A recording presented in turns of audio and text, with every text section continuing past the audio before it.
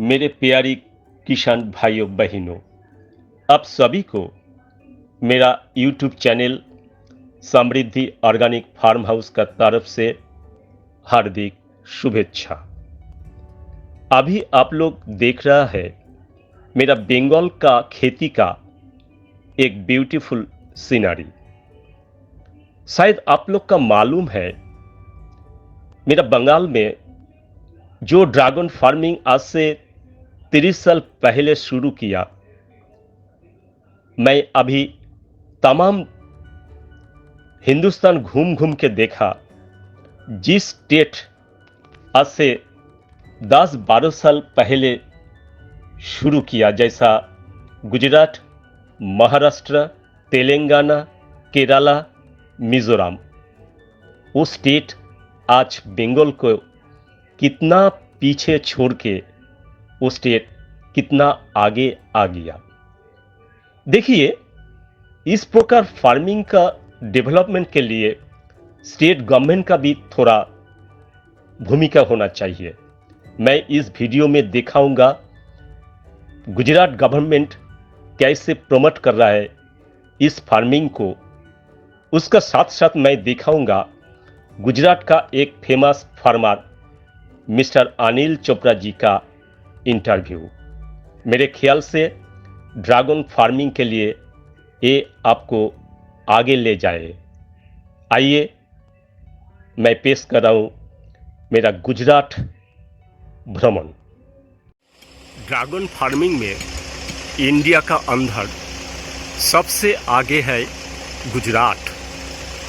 Gujarat government इस fruit को एक अलग नाम से इसको रखा, जो नाम है कमलम। देखिए इधर कैसे गवर्नमेंट इसको स्पॉन्सर करता है।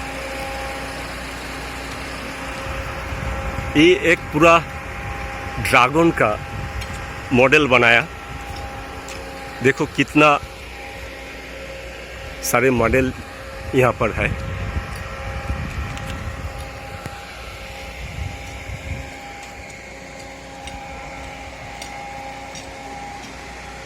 मेरा बंगाल गवर्नमेंट का पास मेरा विनती है,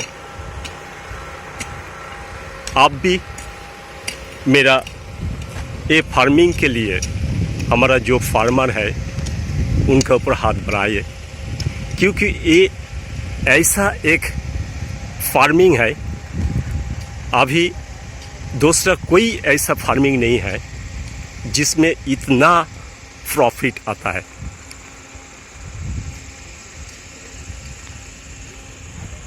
अभी भी बंगाल में ड्रैगन फ्रूट का जितना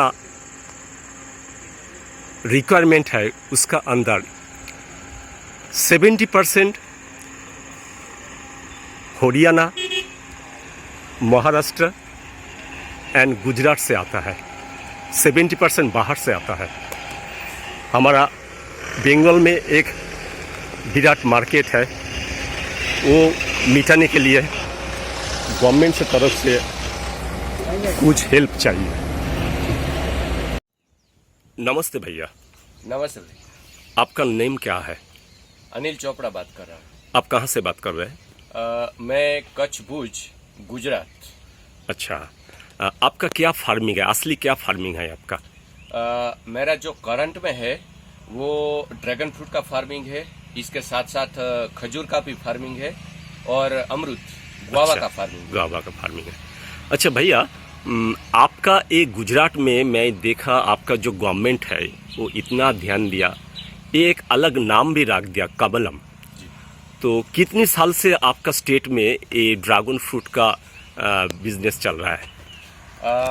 गुजरात में हम बात करें तो गवर्नमेंट ने जो नाम दिया वो एक उस हिसाब से नाम दिया है कि ये ड्रैगन वो चाइनीज नाम है, तो हम इंडिया की पहचान उसको अपनी संस्कृति के हिसाब से जो हिंदुस्तान की संस्कृति उस हिसाब से उसका नाम दिया कमलम। वो कमल जैसा दिख रहा है, इसलिए। कितने साल से चल रहा है? इसमें गुजरात में हम बात करें तो पिछले 10-12 साल का टाइम हुआ जो ड्रैगन फ्रूट का फार्मिंग स्टार्ट हुआ। भाई मेरा बंगाल में मैं देखा 1919 में स्टार्ट हुआ। इंडिया में पहले बंगाल से शुरुआत हुआ, जी, उसी टाइम सही। में श्रीलंका से हमारे यह पद आया। हाँ सही है। तो 32 साल बाद मैं देखा जो आप लोग का मतलब महाराष्ट्र, गुजरात, केरला, साउथ कर्नाटक, इससे मेरा बंगाल बहुत सारे पीछे है। तो आप लोग इतना आगे आ गया। मेरे हिसाब से इंडिया में सबसे आगे अभी गुजरात है हाँ, ड्रैगन गुजरात के। में सबसे तो ज्यादा है। ये 8 साल में आप कैसे आ गया? इसके पीछे क्या कारण है? इसके पीछे रीजन ये है कि पर्टिकुलर में गुजरात में जो कच्छ डिस्ट्रिक्ट है उसकी मैं बात करूं तो हमारे यहाँ एक क्लाइमेट फ्लक्चुएशन बहुत ज्यादा है, दिन का क्लाइमेट और रात का क्लाइमेट। दूसरा जो मिट्टी है वो भी इतनी उपजाऊ मिट्टी नहीं है, और तीसरा जो पानी की कंडीशन है वो भी बहुत खराब कंडीशन है, मतलब उसको खेती के लायक, मतलब फार्मिंग के लायक हम उसको काउंट नहीं कर सकते। तो इसी सिचुएशन के अंदर हमारा माइंडसेट, हमारा ये सक्सेस का सबसे बड़ा राज है कि हमने वो पूरा फार्मिंग ही चेंज कर दिया। जो ट्रेडिशनल फार्मिंग है उसको हमने छोड़ दिया, और अभी जो हमारा फार्मिंग है वो पूरा हॉर्टिकल्चर फार्मिंग में कन्वर्ट कर दिया। मतलब आपका हिसाब से पहले माइंड सेट होना चाहिए। हाँ, वो क्या क्या क्लाइमेट है, क्या अर्थ का कंडीशन है, ये दूसरा है। जी। Okay okay. तो इसमें क्या होता है कि जो ट्रेडिशनल फार्मिंग कर रहे हैं उसमें जो मार्जिन है, मतलब फार्मिंग में जो मुनाफा रहता है वो बहुत कम है। मेहनत तो सभी में करनी है, आप कोई भी हॉर्टिकल्चर क्रॉप ले लो, ट्रेडिशनल क्रॉप ले लो, कोई भी वेजिटेबल क्रॉप ले लो, सभी में। लेकिन जो हॉर्टिकल्चर क्रॉप है उसमें मार्जिन तगड़ा मिलता है। दूसरा कि जो हमारा लोकल कंडीशन है सॉइल का, पानी का और वेदर का, उस हिसाब से हमें फार्मिंग में कन्वर्ट होना है। अच्छा भाई, मैं देखा जो मेरे वहाँ बरसात में पानी नहीं होता है, विंटर में पानी होता है, इसलिए क्या होता है मेरा जो ट्रेडिशनल क्रॉप है वो ठीक से नहीं हो पाता है। लेकिन ये ड्रैगन में वेदर की ज़्यादा इफेक्ट करता है वो ट्रेडिशनल फार्मिंग से ना, इसका इफेक्ट कम है? हाँ, नहीं, ड्रैगन में पानी और वेदर दोनों इफेक्ट करता है। देखिए, ओवर वाटरिंग होता है अगर, तो वो भी ड्रैगन के लिए नुकसान करता है, और ओवर हीटिंग होता है तो भी ड्रैगन के लिए नुकसान करता है। तो उसके लिए उसको जो सूटेबल हो वैसे सिस्टम से हमें फार्मिंग करना चाहिए, तो उसमें से हमें सक्सेस मिलता है। अच्छा अच्छा।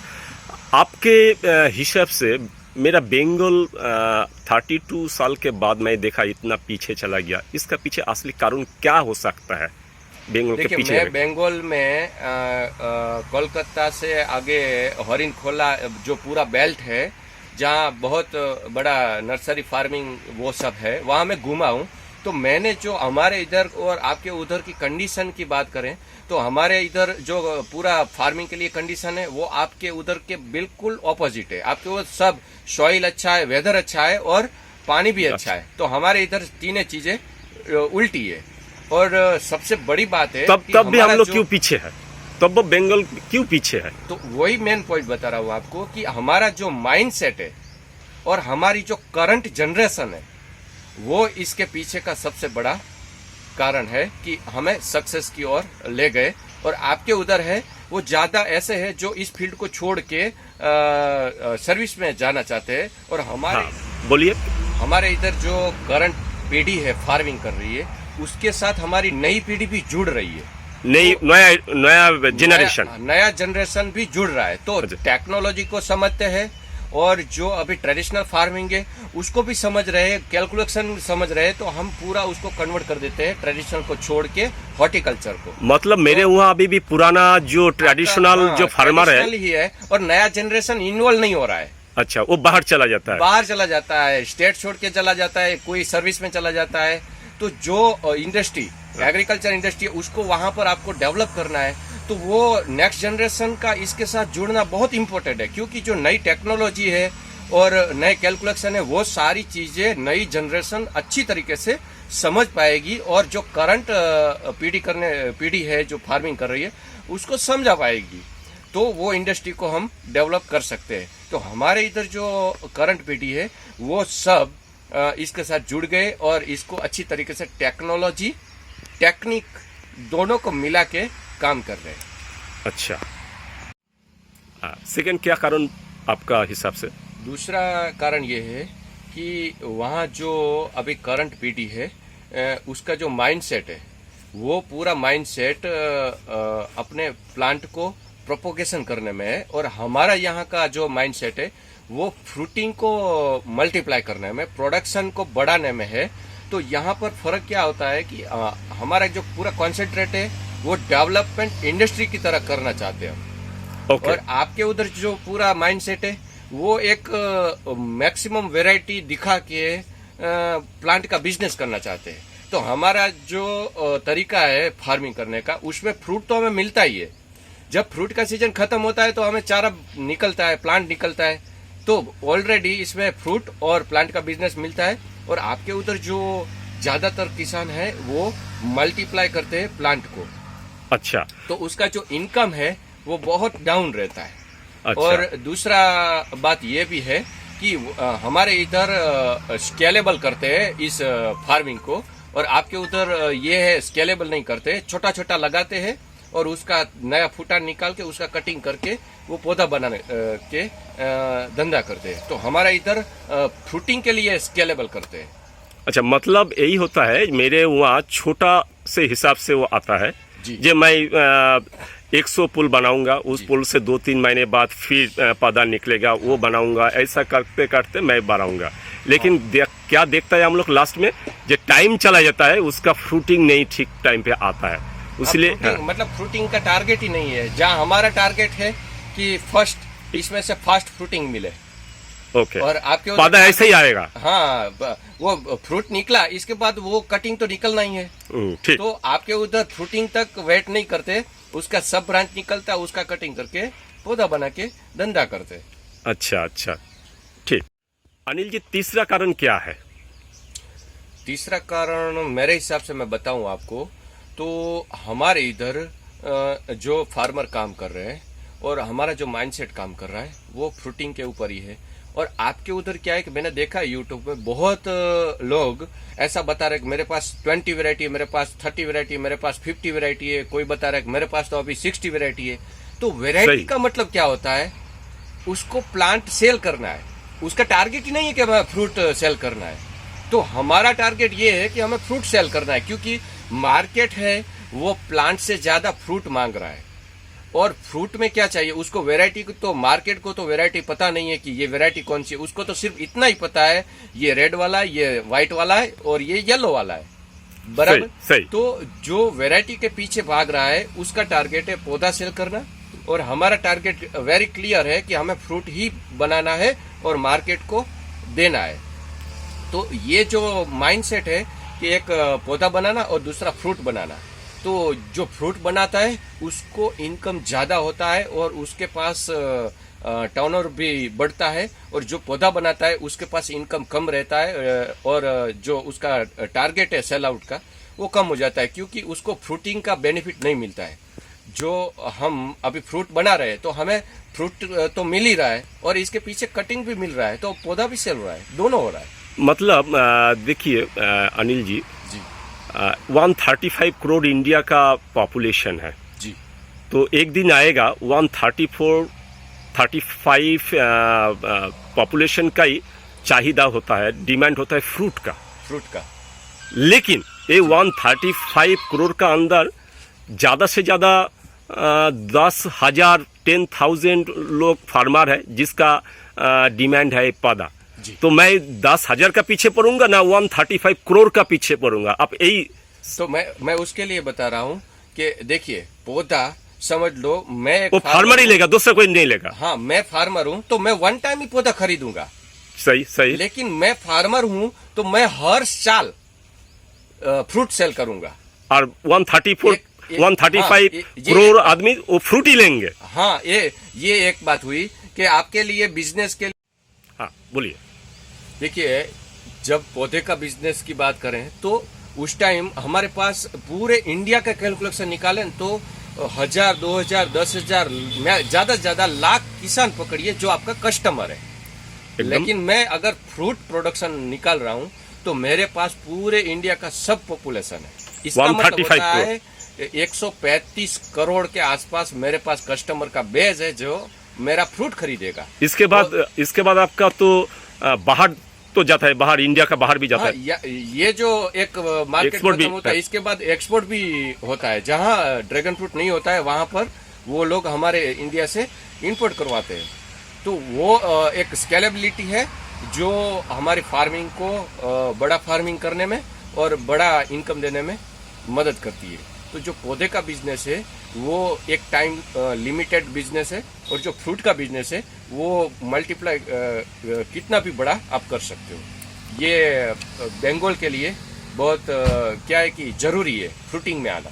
अच्छा अच्छा, ठीक है अनिल जी, तो मैं तो समझ लिया। तो मेरा बंगाल का जो फार्मर लोग क्या है, आप क्या संदेश देंगे उनके बारे में? देखिए, बंगाल में इस इंडस्ट्री को बड़ा करना है तो जो मेरा अनुभव है वो आपको शेयर कर रहा हूँ कि पहला आपको माइंडसेट बदलना पड़ेगा।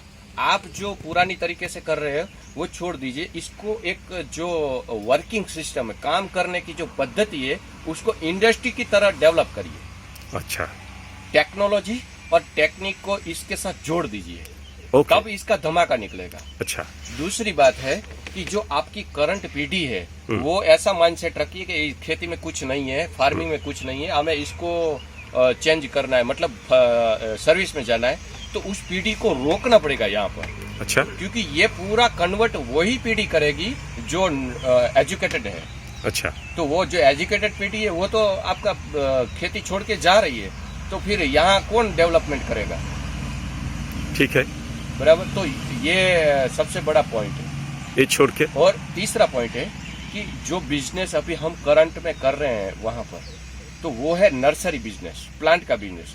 तो प्लांट के बिजनेस में क्या है कि उसका जो क्राइटेरिया वो बहुत छोटा है, और फ्रूट का जो क्राइटेरिया बहुत बड़ा है। ये इंडिया छोड़ो, इंडिया से बाहर भी है, तो हमें वहां पर कॉन्सेंट्रेट करना चाहिए। ये प्लांट के बिजनेस से फ्रूट के बिजनेस में कन्वर्ट होना चाहिए। मतलब आपका 3 पॉइंट है। एक है कि इसको इंडस्ट्री समझो, इसमें नया जेनरेशन को इन्वॉल्व करो, और फ्रूटिंग के ऊपर नजर डालो। तीसरा है वैरायटी का पीछे मत छूट के आप एकदम फ्रूट का पीछे छूटो। वो वैरायटी ऐसी आएगा, वो पौधा ऐसे आएगा। हाँ, वो तो इसके पीछे आना। आपका पास क्या क्या वैरायटी है? आपका कितना एकड़ जमीन है? मेरा पर्सनल है वो 6000 प्लांट लगा हुआ है। अच्छा, उसमें शियाम रेड है, थाई रेड है, गोल्डन येलो है, और रॉयल रेड। ये 4 वेराइटी है। इसका अंदर कमर्शियल में आप कौन सा ठीक सही मान रहा है? शियाम रेड और थाई रेड। थाई रेड का वेट, एवरेज वेट कैसा आता है? थाई रेड आता है 300 ग्राम से 1 केजी के आसपास। एवरेज कितना? 500 400-500 ग्राम के आसपास। ठीक है, तो मैं आपका पास से भी मैं पौधा लेके जाऊंगा। मैं संगला जाया, महाराष्ट्र का, वहाँ जाके मैं वहाँ भी एक अनिल जी के साथ बात हुआ। अब तो उसका पहचानता है। हाँ, उससे पैसे मैं 20,000 अभी लेके गया पौधा। मैं आपका यहाँ से वो जो थाई रेट जिसका एवरेज होता है 500 ग्राम, वो 1 केजी तक जाता है, मैं उसका भी पौधा आपका पास से लेके जाऊंगा। ये छोड़ के इजरायली गोल्ड भी मेरा बंगाल को देना पड़ेगा। ठीक है, आपको बहुत बहुत बधाई देता हूँ मैं बंगाल का फार्मर लोग के पास से। बंगाल का जो 1 करोड़ जो मेरा जो आदमी है वहाँ का, वो सारे का तरफ से आपको, गुजरात को, आपका अपने को, अनिल जी को मैं बढ़ावा देना चाहता हूँ। Thank you. अभी मैं आप लोग को दिखा रहा हूँ मेरा ट्री हाउस से मेरा बंगाल का खेती का कितना सीनिक ब्यूटी, दिल भर जाएगा। मेरे प्यारे किसान भाइयों बहनों, इतने टाइम तक आप लोग को मैं जो इंटरव्यू दिखाया, मेरे ख्याल से इस इंटरव्यू देखने के बाद आप लोग का दिल में ये विश्वास आएगी ड्रैगन फार्मिंग में कैसे आप लोग आगे जा पाएंगे।